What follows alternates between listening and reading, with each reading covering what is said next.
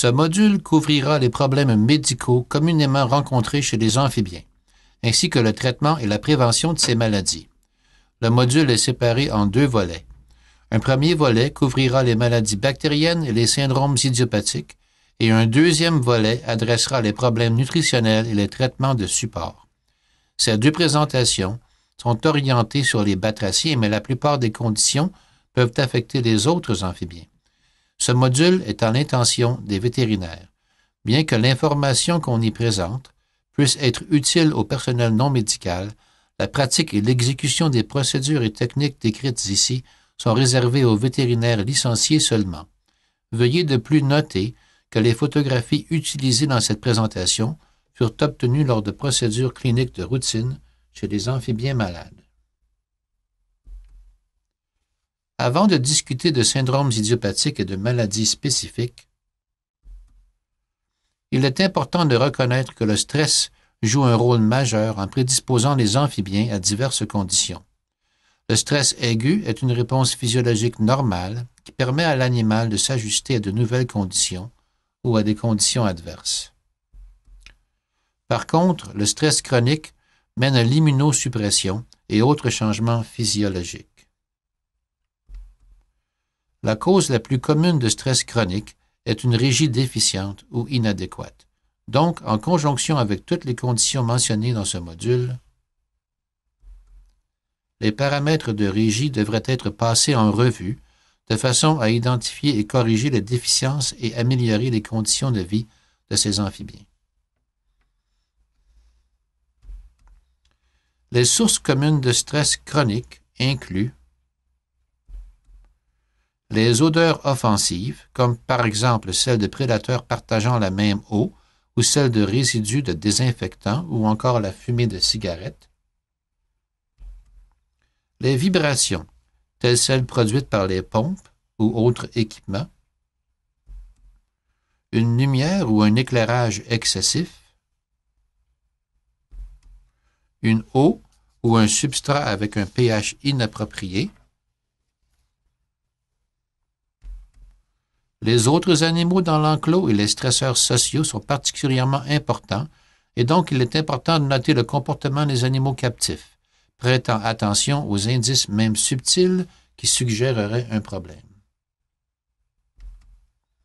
Et le contact visuel avec de potentiels prédateurs ou compétiteurs, même si logé dans un enclos différent, peut engendrer un stress chronique.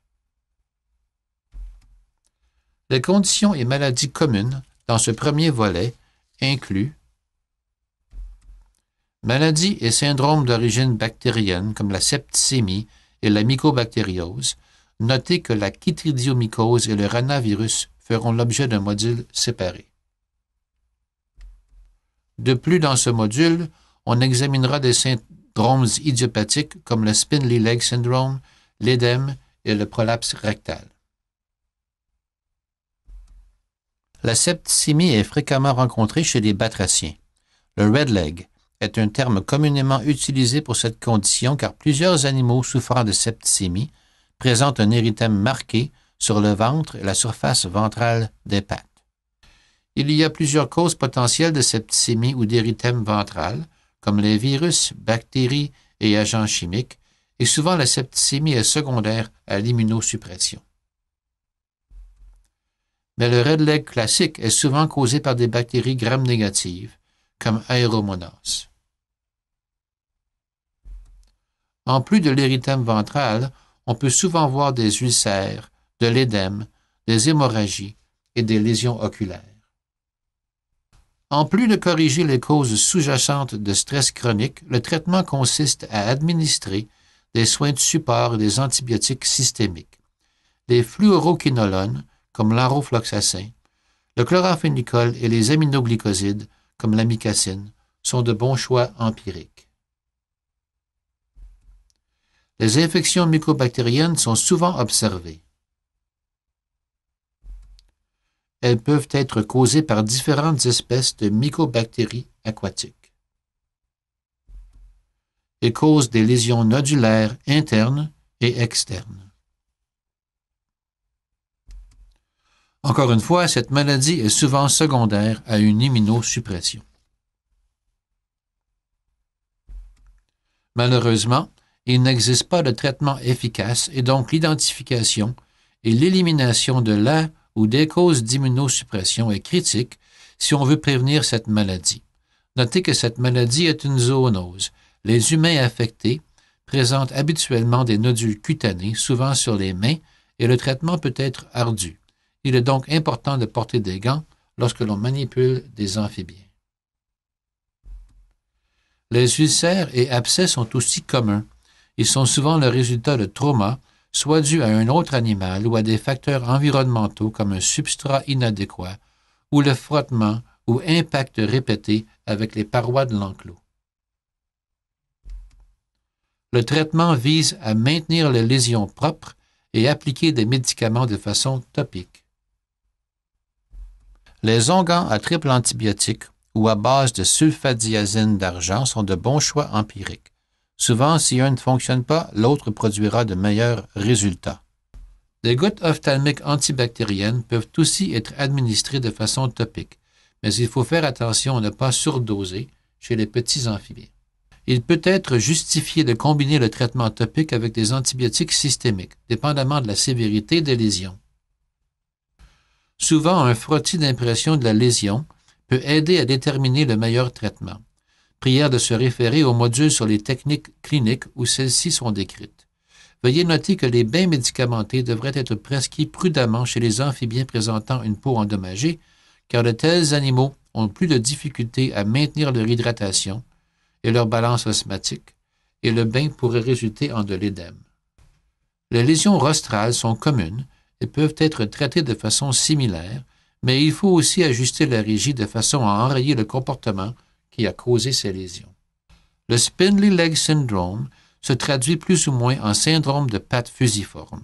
Ce syndrome résulte d'une métamorphose inadéquate menant à des déformités squelettiques.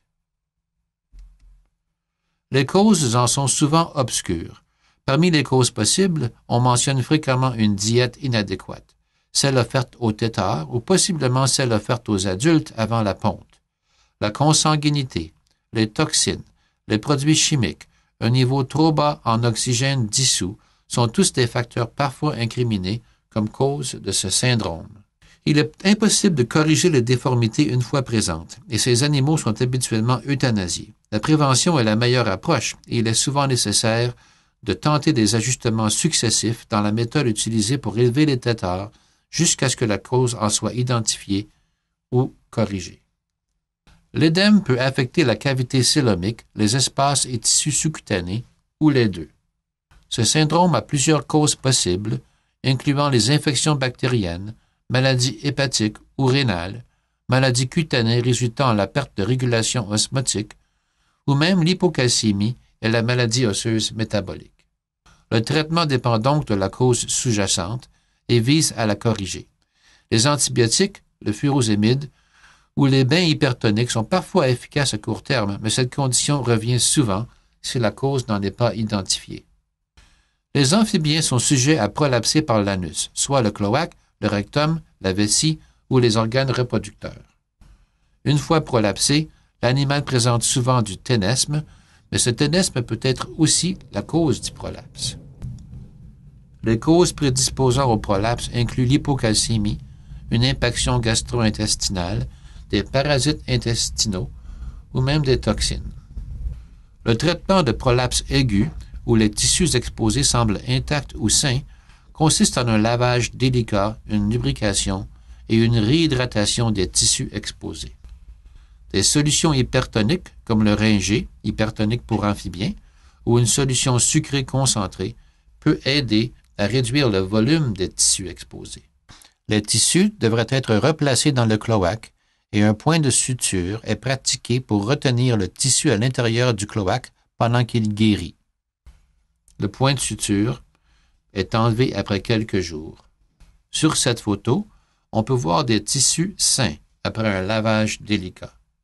Des écouvillons lubrifiés peuvent être utiles pour replacer ou réduire le prolapse. Dans le cas présent, un simple point de suture est placé pour tenir l'anus presque clos. mais suffisamment ouvert pour permettre l'évacuation des selles et des urates. Ce point de suture fut enlevé 2 jours plus tard, sans récurrence de prolapse. Il est important toutefois de tenter d'identifier et corriger la cause sous-jacente. Un vermifuge est souvent administré car un fardeau parasitaire élevé peut être la cause de ténesme et de prolapse. Plusieurs références et ressources sont disponibles concernant les problèmes médicaux énumérés ici. Des ressources additionnelles peuvent être accédées sur le site Internet Amphibian Arc. Ceci conclut le premier volet de ce module. Veuillez continuer en visionnant le volet 2 qui couvre la nutrition, les maladies nutritionnelles et les soins de support.